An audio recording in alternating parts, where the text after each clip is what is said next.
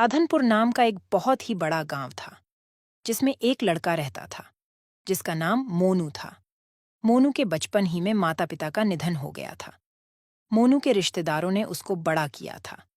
जब वह बड़ा हो जाता है तो खुद मजदूरी जाता था। थोड़े दिनों के बाद उसके रिश्तेदारों ने एक लड़की से उसका रिश्ता कर दिया। थोड़े दिनों के बाद शादी का प्रोग्राम भी तय हो गया। गांव के सारे लोगों ने उसकी मदद की और उसकी शादी धूमधाम से हुई। मोनू और उसकी बीवी मेना दोनों खुशी खुशी रहने लगे।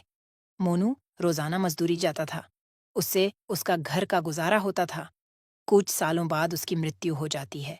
उसकी एक लड़की और एक लड़का था। लड़की 12 साल की थी और लड़का 8 साल का था। लड़की 7वीं कक्षा में पढ़ती थी जबकि लड़का तीसरी कक्षा में पढ़ता था। मोनू के मर जाने के बाद कोई कमाने वाला ना रहा। उसके बाद मीना खुद दूसरों के घर झाड़ू पोछा मारती और उन पैसे से अपना घर चलाती थी।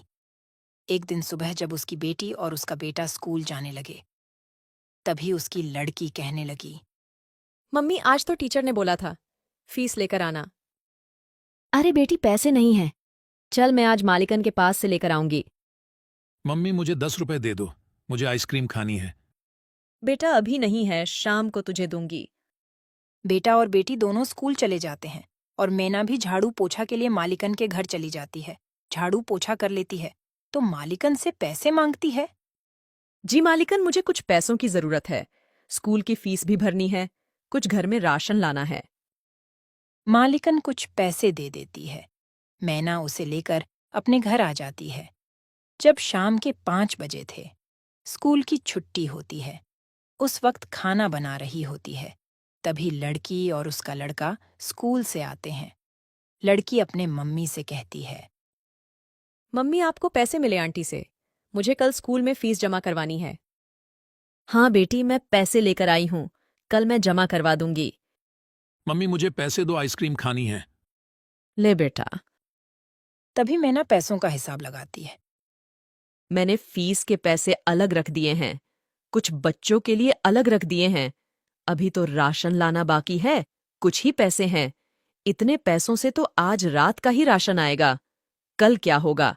मेरे बच्चे कल क्या खाएंगे? आज का खाना तो बच्चे खा लेंगे, लेकिन कल सुबह क्या कहेंगे? चलो ऐसा करती हूँ, आज मैं रात को नहीं खाऊंगी और इस खाने को सुबह में कुछ पानी डाल दूंगी, तो सुबह बच्चे खाकर स्कूल चले जाएंगे। महेश, रीना, आओ बच्चों, चलो खाना खा लो। मम्मी आ गए हम। दोनों खाने के लिए बैठ जाते हैं। माँ क्या बनाया है? जो भी बनाया है खा लो, क्योंकि आज राशन खत्म हो गया है। दोनों खाना खाने लगते हैं। अरे माँ, आप भी खा लो। बेटी, बस इतना ही खाना है, उसके अलावा कोई घर में राशन नहीं है। अभी मैं खा लूंगी तो सुबह में तुम क्या खाओगे? और कहीं काम भी नहीं मिलता है, फिर पैसे मैं कहाँ से लाऊंगी? अरे मम्मी, ऐसे आप निराश ना हो। मेरे जहन में एक आइडिया है। मम्मी, आप समोसे बहुत अच्छे बनाती हो ना? ऐसा करो, आप समोसे बनाकर बेचना शुरू कर दो। क्या पता हमारी आमदनी अच्छी हो जाए। बेटी, बात तो सही है तेरी, उसके लिए तो पैसे चाहिए ना। माँ और बेटी दोनों बात ही कर रहे थे कि अचानक रीना के मामू आ जाते हैं। दीदी, पैसों की चिंता ना करें, मेरे पास से तुम पैसे ले जाओ और अपना कारोबार शुरू कर दो। अरे मोहन, अचानक कैसे? मुझे आपके पैसे नहीं चाहिए, आप तो मुझसे बहुत छोटे हैं। दीदी, आप इन सब बातों को मत सोचो। मेरे 2 पैसे लगाने से आपके 10 पैसे बन जाए तो मेरे पैसे बाद में लौटा देना। ठीक है, लेकिन मुझे समझ नहीं आता कि मैं समोसे कहाँ बेचूं।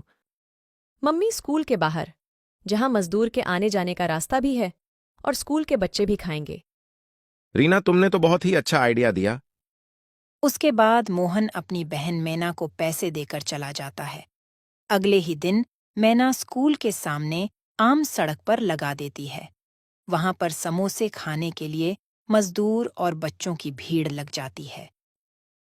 आंटी, समोसे की खुशबू तो बहुत ही अच्छी आ रही है। मुझे भी समोसे की प्लेट दो ना। हाँ, ले बहन। अरे वाह, तुम्हारे समोसे तो बहुत स्वादिष्ट है। ऐसा समोसा तो कभी नहीं खाया। एक प्लेट और दे दो। मैना उसको दूसरी प्लेट भी देती है।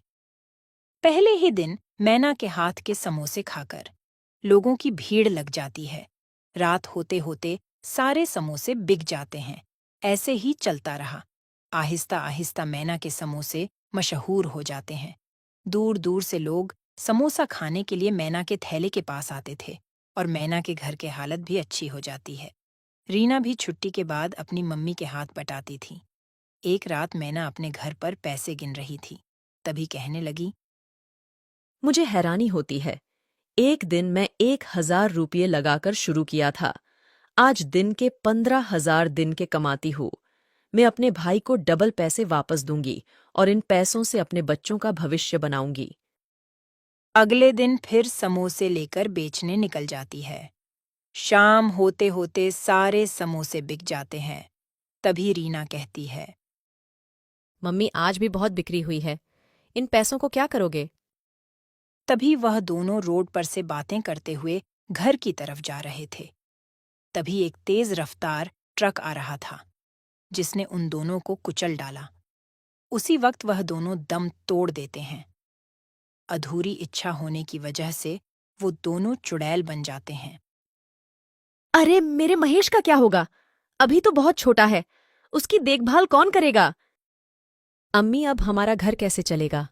हमें कुछ करना पड़ेगा। बेटी, घबराने की जरूरत नहीं है। हम दोनों अपनी इंसानी शक्ल का रूप ले लेंगे और हम समोसे बेचते रहेंगे। इस तरह वह दोनों अपने इंसानी रूप ले लेते हैं और अपने घर चले जाते हैं। मम्मी इतनी देर क्यों हो गई? कब से मैं आपका इंतजार कर रहा था। मुझे तो डर लग रहा था। तभी मम्मी महेश को अपने गले से लगा लेती है। अगले दिन सुबह दोनों माँ बेटी इंसानी रूप में समोसे की लारी लेकर निकल जाती है। सुबह से लेकर शाम तक समोसे की लारी पर खूब भीड़ रहती है। सारे समोसे बिक जाते हैं। दोनों माँ बेटी घर जाती है तो दोनों